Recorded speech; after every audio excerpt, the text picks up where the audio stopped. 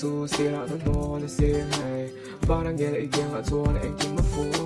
tham người hỏi an ta phục quang lâu ta cả là đánh ngắm sân cơn mùn nãy tăng cả từng lung lăn lù em biết lâu là cả tung cắm té qua đã phá và do con đi ai đó không ăn dễ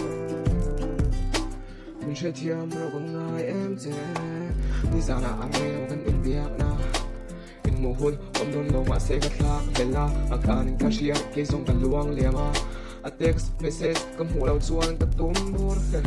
a chan ero a thui a har lo emoji mai mai impact ma se thin lung impact ni har an ti tat chin kha mon le emoji ye ye ka tan chuan lo ye ye ka tan ni tan so ti ka o ma se